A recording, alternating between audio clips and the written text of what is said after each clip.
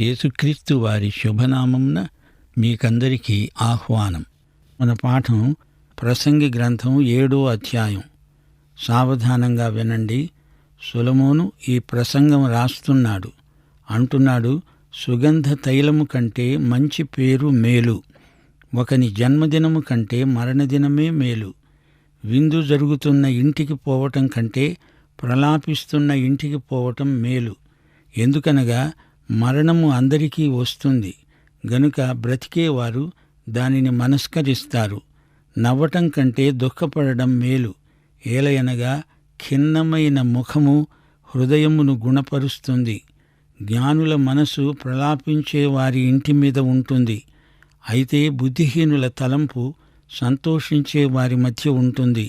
బుద్ధిహీనుల పాటలు వినటం కంటే జ్ఞానుల గద్దింపు వినడం మేలు, ఏలయనగా బాన కింద చిటపటమనే చితుకుల మంట ఎలాంటిదో బుద్ధిహీనుల నవ్వు అలాంటిదే. ఇది వ్యర్థమే. అన్యాయము చేయటం వలన జ్ఞానులు తమ బుద్ధిని కోల్పోతారు.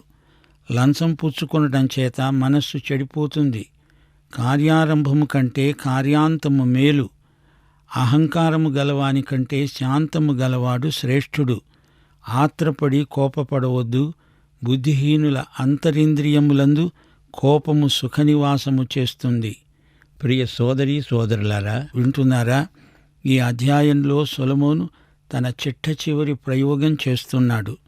సూర్యుడి క్రింద ఉన్న ప్రతి ప్రయోగము సొలొమోను స్వయంగా చేసి చూచిందే. దేనివల్ల తృప్తి దొరుకుతుంది, దేన్ని అనుభవిస్తే నిజమైన ఆనందం కలుగుతుంది అంటూ అన్వేషించసాగాడు. పదార్థశాస్త్రం, ప్రకృతి పరిశీలన కొంతవరకు తనను తృప్తిపరిచాయి. కాని సంపూర్ణమైన సంతృప్తి అతనికి ఎండమావుల్లాగే కనిపించింది. అప్పుడు వేదాంతంలోకి అడుగుపెట్టాడు. మనస్తత్వశాస్త్రాన్ని మనసారా పరిశోధించాడు. సుఖభోగాలు ఎన్నెన్నో ముఖం మొత్తే వరకు అనుభవించాడు. కర్మ సిద్ధాంతం, ప్రారబ్ధ వేదాంతం ఒకటేమిటి, అన్ని రకాల పరిశోధనలు కొనసాగించాడు. స్వార్థం, స్వకీయ వ్యాసంగాలు, మతాచారాల అనుష్ఠానం, వీటిలో ఏవీ అతని ఆత్మను తృప్తిపరచలేకపోయాయి. హృదయానికి సంపూర్ణమైన తృప్తి క్రీస్తునందే కలుగుతుంది. ఐశ్వర్యము మానవునికి ఆత్మతృప్తిని కొనిపెట్టజాలదు. లోకమంతటిలో మహాధనికుడైన సొలొమోను ఈ మాట అంటున్నాడు. ఇప్పుడు చిట్ట చివరి ప్రయోగం చేస్తున్నాడు. నీతి, నైతిక ప్రవర్తన, నీతిమత్వం మొదలైన అంశాలు అతణ్ణి నింపేశాయి. పొరుగువాడికి మంచి చెయ్యి, స్వంత లాభం కొంత మానుకొని పొరుగువానికి తోడ్పడు. కొందరున్నారు, వారు సమాజంలో ఎంతో పై అంతస్తుకు చెందినవారు. వారు మామూలు మనుషులతో కలిసి మెలిసి తిరగరు. వారి పిల్లలను కూడా బీద పిల్లలతో కలవనీయరు. వారు ఎక్కువగా పై తరగతి మనుష్యులు వెళ్లే చర్చికే వెళ్తుంటారు. వారిది పై అంతస్తు. ఇలాంటి వ్యక్తులకు సొలొమోను పరిశీలనాత్మకమైన తలంపులు అందిస్తున్నాడు. నీకు మంచి పేరుందా? అది సుగంధ తైలము కంటే మంచిది. అతడు ఎవరి జోలికి పోడు, చాలా మర్యాదస్థుడు, ఎప్పుడూ చిరునవ్వుతో కనిపిస్తాడు. అందరూ అతణ్ణి మెచ్చుకుంటారు. అందరితో అతనికి మంచి సంబంధాలున్నాయి. అతడు చనిపోయినప్పుడు సమాధి కార్యక్రమం జరిగిస్తూ పాస్టరు అతణ్ణి ఎంతో ప్రశంసిస్తాడు. అతణ్ణి పరలోకంలోకి నెట్టడానికి ప్రయత్నం చేస్తాడు. కాని దానివల్ల అతని ఆత్మకు ఏమి ప్రయోజనం? సామాజిక సాంఘిక కార్యక్రమాలలో పాల్గొంటాడు. ప్రతిదానికి తల ఊపుతాడు. కాని స్వయంగా అతడు చేసేదేమీ ఉండదు. వారికి అబద్ధానికి నిజానికి భేదం తెలియదు. ప్రస్తుతానికి పని గడుపుకొని పోతూ ఉంటారు. ఇలాంటి మర్యాదస్తులు చివరికి ఆధ్యాత్మిక శూన్యంలోకి వెళ్ళిపోతారు. ఇలాంటి ఆధ్యాత్మిక నపుంసకులు ఎందరో ఉన్నారు. తటస్థ విధానం మంచిది కాదు. దుఃఖాన్ని, విషాదాన్ని తాత్కాలికంగా తప్పించుకోవడానికి ఎన్నెన్నో ప్రయత్నాలు చేస్తారు. సమాధి వరకు నవ్వుతూ వెళతారు.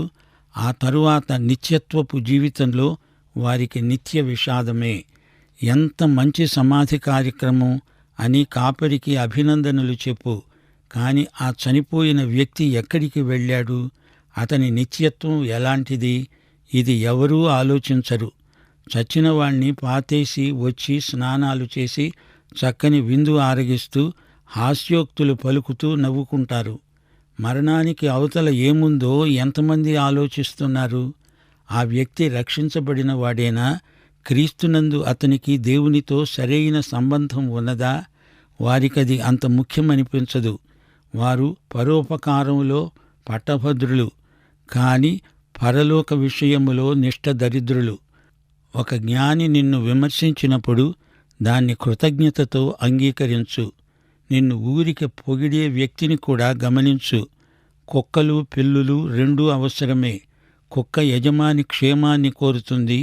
పిల్లికి యజమాని ఉన్నా పోయినా తన తిండి తనకు దొరికితే చాలు అనుకుంటుంది. ప్రతిదానికి కోప్పడొద్దు. అందరితో స్నేహంగానే ఉండు. అవసరమొస్తే రాజీపడు.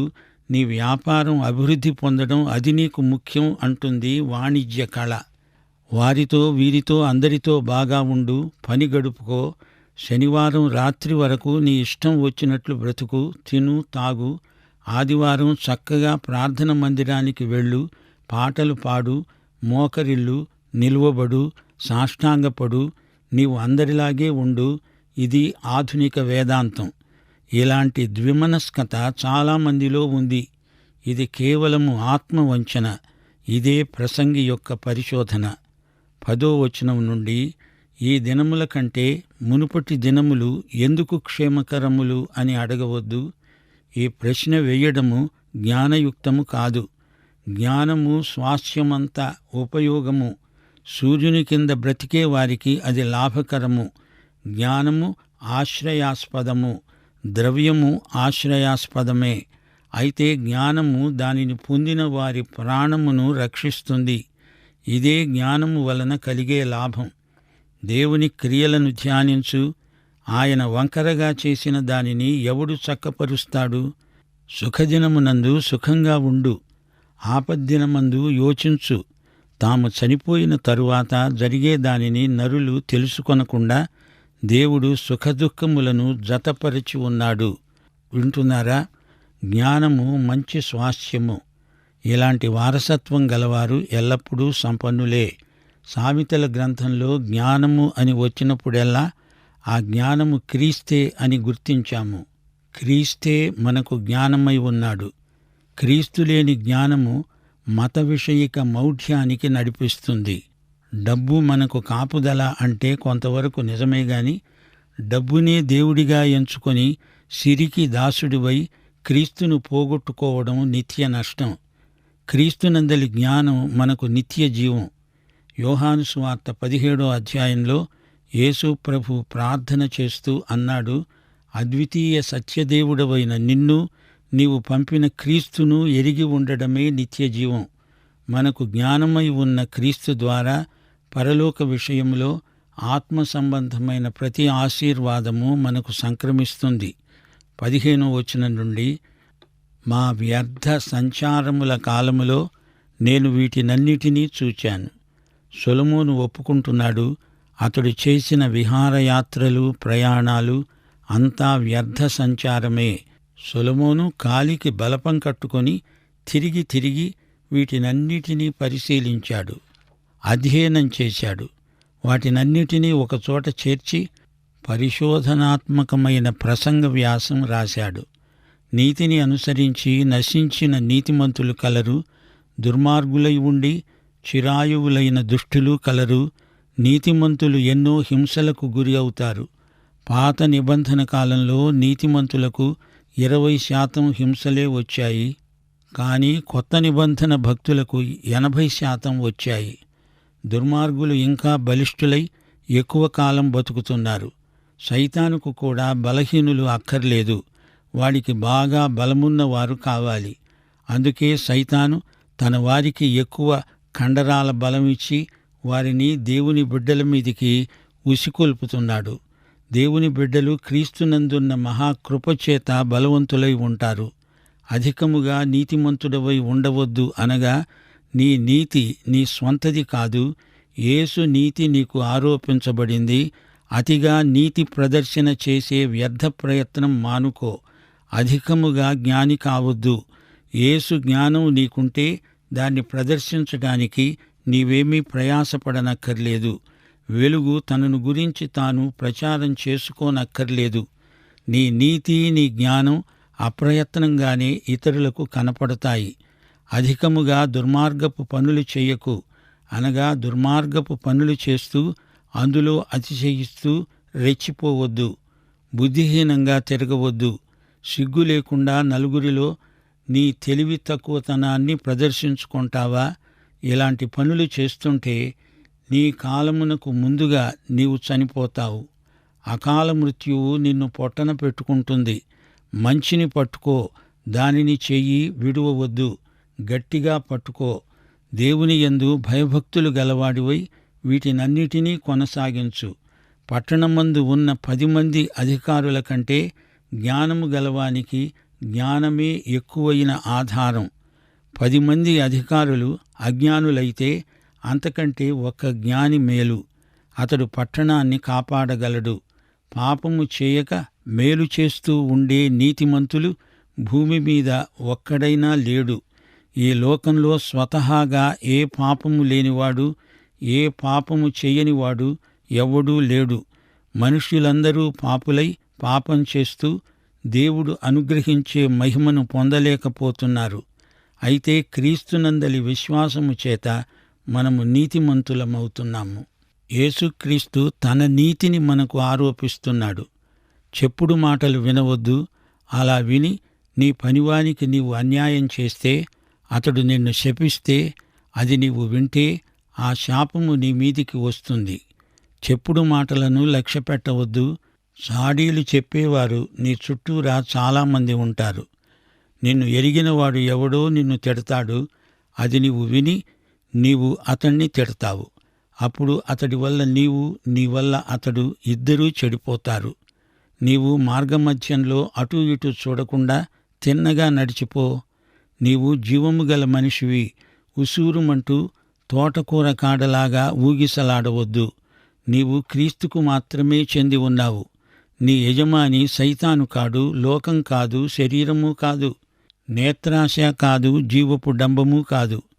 వేషధారణ బ్రతుకు మానేయి. ప్రార్థనలో, ఉపవాసములో, దాతృత్వములో నీ ఆధ్యాత్మిక జీవితాన్ని వేషధారణ దెబ్బతీస్తుంది. యువతీ యువకులారా, మీ పెద్దలు వేషధారులైతే వారిని అనుసరించకండి. క్రీస్తు మీ మాదిరి. శూన్యం, నిరర్ధక జీవితం, ద్విమనస్కత, నకిలీ నైతిక ప్రదర్శన, వీటిని సిలువ వెయ్యండి. నాస్తికుడినైనా ప్రభువు దగ్గరికి నడిపించవచ్చును గాని స్థిరపడిపోయిన క్రైస్తవ వేషధారులను మార్చడం దేవుడికి కూడా ఎంతో కష్టం. ఈ వేషధారి సువార్త వింటున్న కొద్దీ ఫరోలాగే తన హృదయాన్ని ఇంకా ఇంకా గట్టిపరుచుకుంటాడు. ఇది చాలా విషాదకరం. నీవు అనేక మారులు ఇతరులను శపించావని నీకే తెలిసి ఉన్నది గదా. ఒకరినొకరు శపించుకోవడం, చెడ్డ తిట్లు తిట్టుకోవడం స్వవినాశనానికి కారణమవుతాయి. 23వ వచనం, ఇదంతా జ్ఞానం చేత నేను శోధించి చూచినదే. ఇది సొలొమోను యొక్క జ్ఞాన పరిశోధనాత్మక ప్రసంగ వ్యాసం. జ్ఞానాభ్యాసం చెయ్యాలని నేననుకున్నాను, కాని అది నాకు దూరమైపోయింది. సత్యమైనది దూరముగా బహు లోతుగా ఉన్నది. అనగా జ్ఞానయాత్ర బహు దూరయాత్ర. అంతేకాదు, జ్ఞానం లోతైనది. దాని దూరమెంతో లోతెంతో సొలొమోనంతటి జ్ఞానికి అంతుబట్టలేదు. దూరము అంటే పొడవు, వెడల్పు, ఎత్తు, లోతు. ఈ జ్ఞానము యొక్క ఘనపరిమాణం ఏ మానవ మాతృనికి లెక్క తేలదు. దానిని పరిశీలన చేసేవాడు ఎవడున్నాడు? సూర్యుడి క్రింద, ఆకాశము క్రింద ఉన్న ఏ మనిషికి అది సాధ్యం కాదు.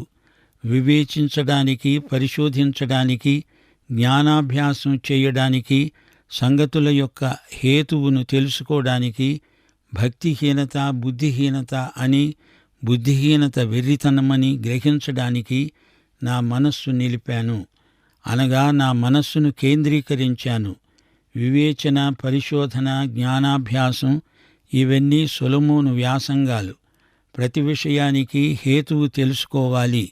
మన విశ్వాసమునకు హేతువేదో అడిగేవారికి సాత్వికముతో జవాబు చెప్పాలి. భక్తి లేనివాడు బుద్ధిహీనుడు, బుద్ధిహీనుడు వెర్రివాడైపోతాడు. ప్రకృతి సంబంధికి ఆధ్యాత్మిక విషయాలు వెర్రితనమనిపిస్తాయి. సొలొమోను ఏకాగ్రతతో ఈ అంశాలను పరిశోధించాడు, ఆలోచించాడు, చర్చించాడు. వాటినే ఇప్పుడు ప్రసంగిస్తున్నాడు. మరణము కంటే ఎక్కువ దుఃఖము కలిగించేది ఒకటి నాకు కనపడింది. అది వలల వంటిదై ఉరుల వంటి మనస్సును, బంధకముల వంటి చేతులను కలిగిన స్త్రీ. దేవుని దృష్టికి మంచివారు దానిని తప్పించుకుంటారు, గాని పాపాత్ములు దాని వలన పట్టుబడతారు. ఇక్కడ ప్రసంగి ఒక స్త్రీని గురించి మాట్లాడుతున్నాడు. ఆమె ఎన్నో ఉరులు తన మనస్సులో పెట్టుకొని ఉన్నది. ఆమె మనసులో ఎన్నో వలలున్నాయి. ఆమె చేతులు పాపబంధకాలు, శృంఖలాలు. దేవుని యందు భయభక్తులు కలవారు ఆమె బారి నుండి సులభంగా తప్పించుకోగలరు. గాని పాపులు, పాపక్రియలకు అలవాటు పడేవారు ఆమెకు వశమైపోతారు. వ్యభిచారిణులారా, లోక స్నేహము దేవునికి విరోధమని మీరు ఎరుగరా అంటూ యాకోబు పత్రిక ప్రశ్నిస్తున్నది. 27వ వచనం. సంగతుల హేతువు ఏమైనది అని కనుగొనడానికి నేను ఆయా కార్యములను తరచి చూడగా ఇది నాకు కనపడిందని ప్రసంగినైన నేను చెప్తున్నాను. అయితే నేను తరచి చూచినా నాకు కనపడనిది ఒకటి ఉన్నది. అదేమనగా 1000 మంది పురుషులలో నేను ఒకణ్ణి చూచాను, గాని అంతమంది స్త్రీలలో ఒక్కతను చూడలేదు. ఇది ఒకటి మాత్రము నేను కనుగొన్నాను. ఏమనగా దేవుడు నరులను యథార్థవంతులనుగా పుట్టించాడు గాని వారు వివిధమైన తంత్రములు కల్పించుకొని ఉన్నారు. ప్రియ సోదరీ సోదరులారా, వింటున్నారా? ప్రసంగి చెప్తున్నదంతా ఏమిటి? అతడు నీకేమి సత్యాన్ని బోధిస్తున్నాడు? ప్రసంగి అనుభవాలు ఎలాంటివి? అతని పరిశోధన అంతా సూర్యుని కింద జరుగుతున్నది మాత్రమే. మానవుడికి అన్నీ ఉన్నాయి, కాని క్రీస్తుకు బయట అతని బ్రతుకంతా శూన్యమయమే. సొలొమోను మేధావి, అతనికి విస్తారమైన ధన సంపదలున్నాయి. అందం, సౌందర్యం మొదలైన అంశాలలో ఎవ్వరూ అతనికి నేర్పేది ఏదీ లేదు. సూర్యుని క్రింద, ఆకాశం క్రింద ఏ దేశమేగినా, ఎక్కడ కాలిడినా దేవుడు లేని బ్రతుకులు అగమ్యములు. శూన్యమంటే ఏమిటి? సృష్టి ఆరంభంలో భూమి నిరాకారమై శూన్యంగా ఉంది. అట్టి భూమికి అందాలు సంతరించి సౌందర్యంగా తీర్చిదిద్దినవాడు పరిశుద్ధాత్మ. క్రీస్తునందు మిమ్మును నూతన సృష్టిగా తీర్చిదిద్దుతున్నవాడు పరిశుద్ధాత్మ. ప్రకృతి పరిశీలన మొదలైనవన్నీ మనలను దేవుని వద్దకే నడిపిస్తాయి. రోమాపత్రిక 1వ అధ్యాయం 20వ వచనం. ఆయన అదృశ్య లక్షణములు అనగా ఆయన నిత్యశక్తి, దేవత్వము, జగదుత్పత్తి మొదలుకొని సృష్టించబడిన వస్తువులను ఆలోచించటం వలన తేటపడుతున్నాయి. క్రైస్తవ సోదరీ సోదరులారా, వింటున్నారా? మీరు శాస్త్ర విజ్ఞానాన్ని పరిశోధిస్తున్నారా? ఎందుకు? ఏమి సాధించదలుచుకున్నారు? దేవుణ్ణి మహిమపరచడానికా, లేక మీరు గొప్పవారై పేరు ప్రఖ్యాతులు గడించటానికా? అలాగైతే చిట్ట చివరికి మీరు ప్రసంగితో కలిసి అంతా వ్యర్థము అని పాట పాడాల్సి ఉంటుంది. మానవుడా, నీ ఉనికిని గురించిన దేవుని ఉద్దేశ్యమేమిటి? అజ్ఞానము వల్ల మూఢత్వం పెరుగుతుంది, కాని ఆత్మకు తృప్తి కలగదు. పని, కళలు, సంగీతం, సాహిత్యం, వేదాంతం ఇవన్నీ నీ మనసుకు కొంతకాలం నిషా కలిగించవచ్చు, కాని నీ ఆత్మలో శూన్యం అలాగే ఉండిపోతుంది. సమృద్ధి జీవితానికి తాళపు చెవి క్రీస్తు చేతిలో ఉంది. యెషయా గ్రంథం 26వ అధ్యాయం 3వ వచనం. ఎవని మనస్సు నీ మీద ఆనుకుంటుందో వానిని నీవు పూర్ణ శాంతి గలవానిగా కాపాడుతావు. కాలానికి, స్థలానికి మనము బందీలం. ఇక్కడ ఉండి ఇక్కడి జ్ఞానంతో జీవిత మర్మాలను తెలుసుకోవడం అసాధ్యం. మానవుడికి తన జీవితం మీద ఎంత అధికారముంది? మరణంతో అంతా మట్టిలో కలిసిపోతుంది. మానవుని సమస్య జీవన్మరణ సమస్య. మానవుడు ప్రత్యేక సృష్టి. అతడు జంతువు కాడు, మృగము కాడు. నిత్యత్వము చేత ప్రభావితమైన జీవితాలు విలువలను కాపాడుకుంటాయి. లోకంలో చెడుగు ఉన్నది. మనము దేవుని బిడ్డలము గనుక దేవుని రాజ్యమును, నీతిని మొదట వెదకాలి. అప్పుడు మన అక్కరలన్నీ తీరుతాయి. దేవుడు చేసిన నీతిమంతులే దేవుని రాజ్యములో పరిపాలకులు. ఇంత బ్రతుకు బ్రతికి చివరికి నరకములో పడే కంటే అసలు నీవు పుట్టకుండా ఉంటే బాగుండేది కదా. ఒకసారి ఇస్కరియోతు యూదాను గురించి ప్రభువు ఏమన్నాడు? నీ తల్లి నిన్ను కనకుండా ఉంటే ఎంత బాగుండేది. ప్రియ సోదరీ సోదరులారా, వింటున్నారా? ప్రసంగి గ్రంథాన్ని నిర్లక్ష్యం చేయకండి. ఇందలి సత్యాలను లోతుగా ధ్యానించండి. మానవుడిలో సహజంగా పోటీ మనస్తత్వం ఉంది. ఇతరుల కంటే నేను మించిపోవాలని, నేను స్వంతగా పనిచేసి ఏదో గొప్పవాడినైపోవాలని మానవుని సహజ వాంఛ. తప్పిపోయిన కుమారుడి జబ్బు అదే. నా తండ్రి, నీతో లెక్క ముగించుకుంటాను. నన్ను స్వంతగా బతకనియ్యి. నా జోలికి రావద్దు. నా బతుకు నేను చూసుకోగలను. ఇదే మనస్తత్వం కలిగిన వారు తప్పిపోయిన కుమారునితో పాటు కవల పిల్లలు కారా? దేవుని బిడ్డలు కష్టించి మంచి పని చేస్తారు. పోటీ కోసం కాదు.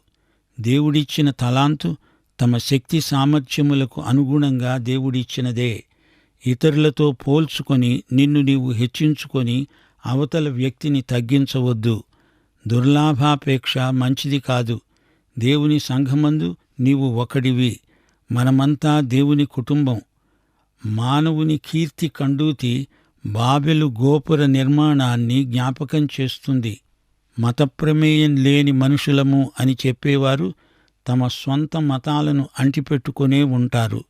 మతాలు దేవుణ్ణి వాడుకుంటాయి. అది దేవుని దృష్టిలో నీచం. కాని దేవుడు మనుషులను వాడుకుంటాడు. అది దేవుని కృప. దేవుని వాక్యమే మన విశ్వాస ప్రమాణం. దేవుడు చెప్పేది ఎక్కువ వినాలి. క్రైస్తవుల ఆర్థిక దృక్పథం క్రీస్తు యొక్క దృక్పథమే. దేవుని బిడ్డలారా, వింటున్నారా? ధనసేకరణ మన గమ్యం కాదు. దాని ద్వారా దేవుణ్ణి మహిమపరచాలి. పేరు ప్రఖ్యాతుల యావతో దేవునికి దూరమైపోతున్న తప్పిపోయిన కుమారులు తిరిగి రావాలి. మానవునికి దేవుడు శక్తి సామర్థ్యములిచ్చాడు.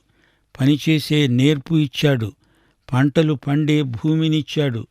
అందుచేత మనిషి ఈ వనరులన్నిటి విషయములో దేవుని గృహ నిర్వాహకుడై ఆయనను మహిమపరచాలి. కలలు, దర్శనాలు క్రైస్తవ జీవితంలో పరిమితమైన ప్రయోజనం కలవి. మన అనుభవాన్ని బట్టి వాక్యాన్ని వివరించకూడదు.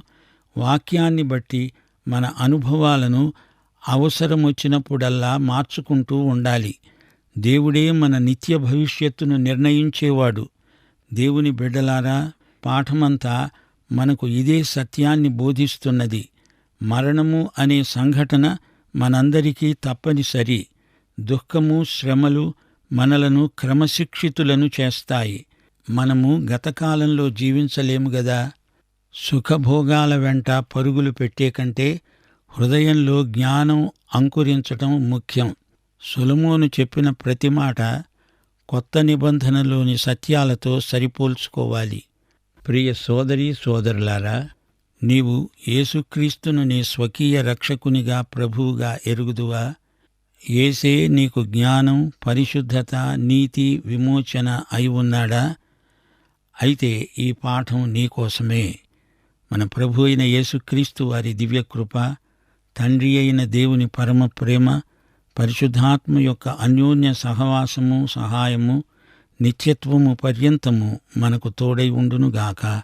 ఆమేన్.